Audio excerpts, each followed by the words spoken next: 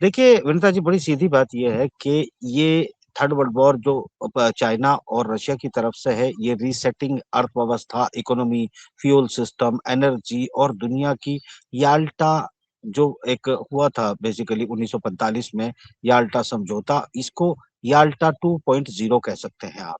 जिसमें अलग देशों की अलग कैलकुलेशन होगी, कौन किसके साथ जाएगा, कौन किसके हिस्से में रहेगा, ये इस बात की लड़ाई है। आप अच्छे से समझ सकते हैं, कोई भी बुद्धिजीवी दर्शक ये बात समझ सकता है कि पहले ही घंटे में जिस तरीके से ईरान के ऊपर जब खamenei साहब और उनके जो फर्स्ट लेयर की कमांडिंग सिस्टम था, उसको एलिमिनेट कर दिया इजराइल ने और अमेरिका ने, क्योंकि उनके पास सटीक इंफॉर्मेशन थी। यहाँ पर सीआईए, MI6 और मोसाद के एजेंट भरे पड़े थे और उस पूरी को एलिमिनेशन के बाद भी कंप्लीटली रिस्पॉन्ड किया गया ईरान की तरफ से, और ऐसा रिस्पॉन्ड किया गया जिसकी तवक्को, जिसकी उम्मीद जो है ना MI6 ने की थी, ना मोसाद ने की थी, ना सीआईए ने की थी।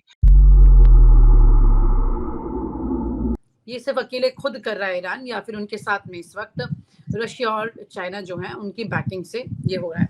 बड़ी बात यह है कि ईरान, बहुत सारे लोग हैं जो कहते हैं कि अमेरिका को इस तरह से ईरान को छेड़ना नहीं चाहिए था। अब ईरान के साथ एक बड़ी स्ट्रॉन्ग सिंपैथी पूरी दुनिया की तरफ से आई, काफी लोगों की तरफ से आई। लेकिन अब की परिस्थिति में ईरान की क्या स्ट्रेटेजी रहने वाली है? हटेंगे पीछे कि नहीं हटेंगे, या फिर ट्रंप को वापस घुटनों पे पूरी तरह से लाएंगे, या फिर कितनी लंबी चलेगी? और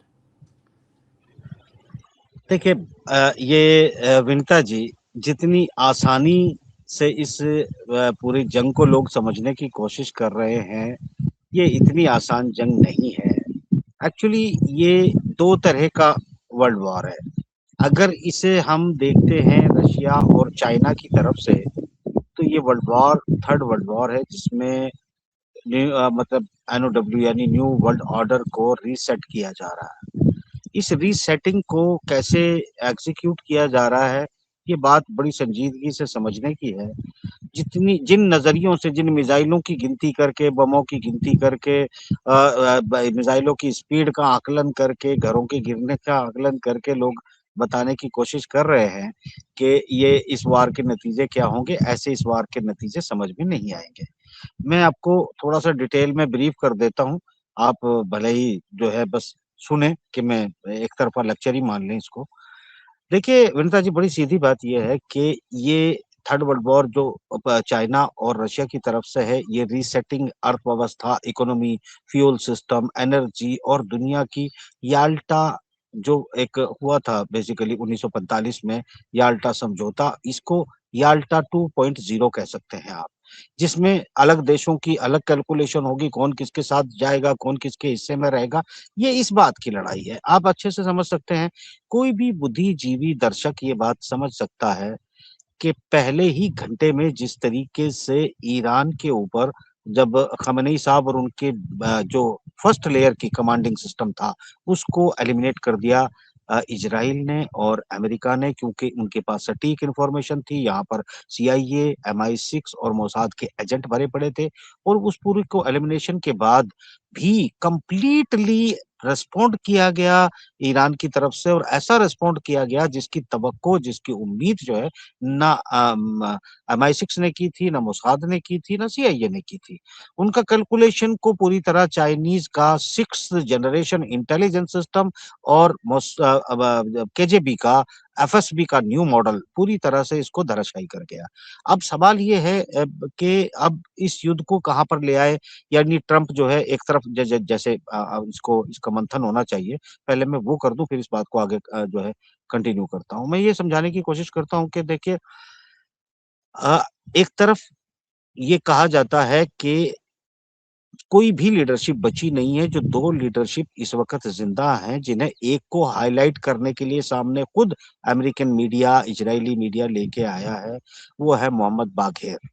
मोहम्मद बागेर भले ही इराक वार में शामिल रहे हों, बड़े खamenei साहब के दौर में बड़े ओहदे उन्होंने संभाले हों, बड़ी तरक्कियां की हों और बड़ा विश्वास भी जो है उन पर ईरान में किया जाता हो, मगर वो बातचीत में शामिल है, क्योंकि पॉइंट आउट किया गया ट्रंप की तरफ से कि ये जो है बाघेर साहब से हमारी बात चल रही है, मगर पहले नाम खोलने के लिए मना किया गया। उसके बाद जो है इसको आरागची साहब को बात किया गया। इसी को कंटिन्यू करते हुए पाकिस्तान ने कहा है कि बेसिकली असल में जो ईरान की लीडरशिप है वो सामने आने से इसलिए डरती है या फैसले पर बात करने से अभी डर रही है क्योंकि जनता का जो सेंटीमेंट है, आप जानते हैं ईरान में अहले तशय्युर जो है वो उनकी शहादत जो है एक सबसे बड़ा मतलब थॉट ऑफ बिलीव है। और शहादत को लेकर यानी बचपन से जब बच्चा पैदा होता है और जब जवान होता है तो वो शहादत शहादत शहादत ही एक अपने कान में शब्द सुनता है।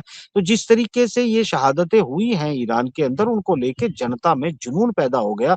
जो लोग लिबरल भी थे, जो लोग बेसिकली पुराने रिजीम से आजादी चाहते थे, मगर शहादत का नाम सुनकर उनका अपना बिलीव इस सब पर भारी पड़ गया और पूरी तरह ईरान एक खेमे में एक छतरी के नीचे खड़ा हुआ दिखाई दिया, जिसमें कोई भी बची हुई लीडरशिप इतनी हिम्मत नहीं जुटा पाएगी कि वो उनकी परमिशन या उनकी इच्छाओं के विरुद्ध जाकर इजराइल से या अमेरिका से कोई समझौता कर ले। तो ये तो ईरान की स्थिति है। इसका मतलब बड़ी सीधी सी बात है कि अगर बराबरी या सम्मानजनक कोई समझौता नहीं होता तो ईरान की जनता नहीं मानेगी।